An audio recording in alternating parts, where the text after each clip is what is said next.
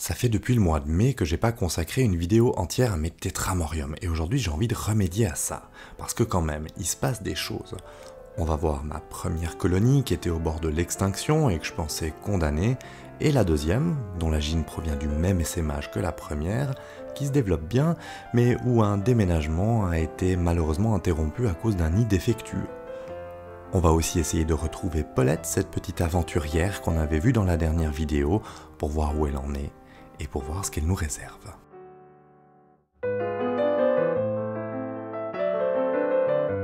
En mai de cette année, je m'attelle à faire déménager ma première colonie de tétramorium, sauvée in extremis d'une inondation après la diapause et qui a un développement pour le moins chaotique. 2 mois, c'est le temps qu'elles ont mis à quitter leur tube sec. Il me semble vraiment que les conditions xérophiles ne les dérangent pas plus que ça, mais enfin, en juillet, elles se retrouvent dans leur nouveau tube et le développement continue son cours. Je dois dire que je n'y croyais plus avec cette colonie, et là, je me dis que tout est possible en fait.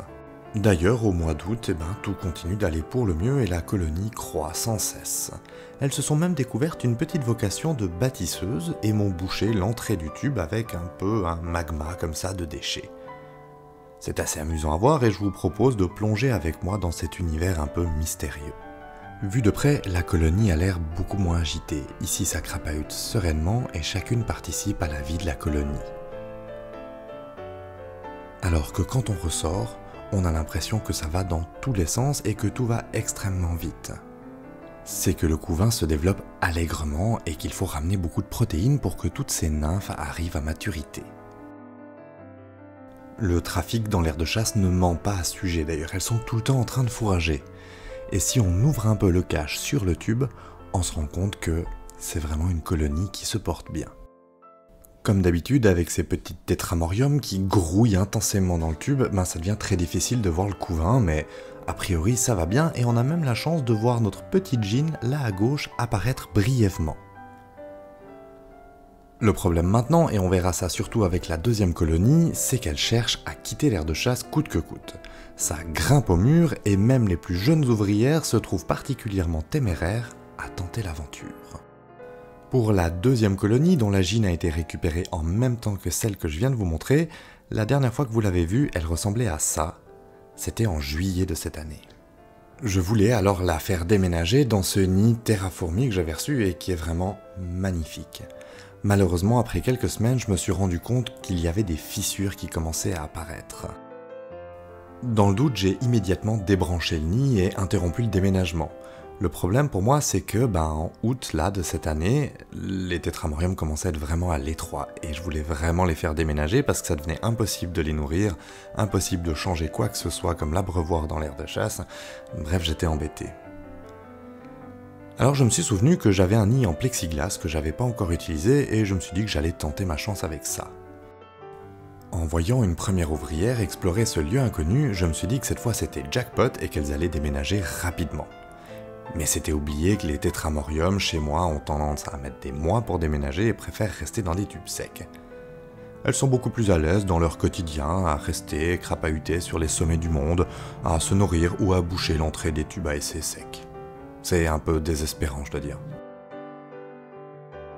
Mais revenons-en au nid que j'ai débranché. Je l'avais fait de manière préventive, sans savoir si ces fissures allaient s'aggraver ou pas, et après quelques semaines, je suis vraiment content de l'avoir enlevé. J'ai évidemment contacté le vendeur qui m'a immédiatement proposé un nouveau nid et qui l'a envoyé dans la foulée, alors merci beaucoup. Quoi qu'il en soit, le problème reste le même pour moi. En septembre, la colonie a continué de se développer et elle sature littéralement cette boîte. Ça veut pas dire qu'elles se sont décidées à déménager, oh ça non. Mais du coup je me dis que les conditions dans cette boîte doivent leur convenir même si les tubes sont a priori secs. Le problème pour moi, c'est que c'est de plus en plus difficile de les contenir. Elles crapahutent partout, c'est difficile de mettre ou d'enlever des choses sans enlever des ouvrières, et à chaque fois que j'enlève la boîte du nid, j'ai des ouvrières qui s'échappent. D'ailleurs, même avec la boîte, elles arrivent à s'échapper, et je me retrouve régulièrement à ramasser des ouvrières à côté du nid, voire dans mon appartement, et là je me dis qu'heureusement elles sont toutes petites. Alors, comme j'ai reçu un nouveau nid de la part de Terrafourmi et qu'il est vraiment hyper beau, que moi je l'aime beaucoup, j'ai branché à nouveau ce nouveau nid. Je leur facilite sans doute pas la tâche à mes tétramoriums en changeant de nid de substitution à chaque fois, mais bon, Là, comme vous vous en doutez, les tétramoriums ont fait ce qu'elles font d'habitude, c'est-à-dire rechigner à bouger. Mais qu'à cela ne tienne, je vous propose de plonger avec moi au cœur de cette colonie et d'essayer de retrouver notre amie Paulette que nous avions suivie dans ses aventures la dernière fois. Aujourd'hui, c'est assez difficile de reconnaître Paulette, vous imaginez bien, après plusieurs mois, elle n'a plus cette teinte orangée, mais elle a pris le noir caractéristique des tétramoriums. Par contre, on sait quelque chose d'important sur Paulette, c'est qu'elle est aventurière. Et en plus de ça, c'est la plus aventurière de toute la colonie. Alors venez avec moi, on va faire le tour des différents spots de l'aire de chasse et essayer de la retrouver. On va commencer par aller jeter un coup d'œil au dépotoir parce que j'ai entendu une rumeur que Paulette aimait bien s'y balader. Non seulement c'est une aventurière, mais c'est aussi une bosseuse. Là, ça a l'air beaucoup trop tranquille, peut-être qu'elle est à proximité des dépotoirs qui sont sur les tubes à essai. Non, on dirait pas non plus. Madame, vous, est-ce que vous auriez vu Paulette par hasard? À l'entrée du nid, vous dites? Ça me semble un peu bizarre, mais bon, on va aller jeter un coup d'œil. Ici, ce qui est important, c'est de bien tendre l'oreille. Est-ce qu'on entend une petite voix aiguë qui crie et s'émerveille face au monde? Non, rien. Mais attendez, on sait de Paulette que c'est une aventurière. Elle va sans doute vouloir gravir quelque chose, alors on va aller regarder sur l'abreuvoir. Bonjour, excusez-moi, est-ce que l'une d'entre vous serait Paulette par hasard? Non? Oh, ça commence à bien faire que... Quoi? Elle est en train d'essayer de quitter l'aire de chasse? Oula, je vais vite aller regarder ça. Ah voilà, la crapule s'est trouvée des complices et visiblement pose des débris sur le liquide anti-évasion pour passer hors de l'aire de chasse. Heureusement que j'ai mis un couvercle. Attendez, c'est une blague là, vous êtes en train de vous faxer. Entre la boîte et son couvercle, comment je suis censé vous garder à l'intérieur, moi? Ouais, et j'imagine que Paulette est déjà bien loin. Ouais, sur le bureau. Ok, je vais aller voir ça. Ah, la voilà enfin. C'est quand même une sacrée crapule, cette Paulette. On la savait aventurière, mais là, elle s'est vraiment surpassée. Bon, c'est pas tout, mais moi je suis pas très fan d'avoir des fourmis qui se baladent un peu partout. Alors, Paulette, retour à la maison. Voilà, alors pendant que Paulette raconte à toutes ses amies l'aventure qu'elle vient de vivre, nous on va faire le point sur l'évolution des deux colonies depuis la sortie de la diapose jusqu'à maintenant. En mars de cette année, la première colonie avait bien triste mine pour dire que la gine avait été récoltée en 2018.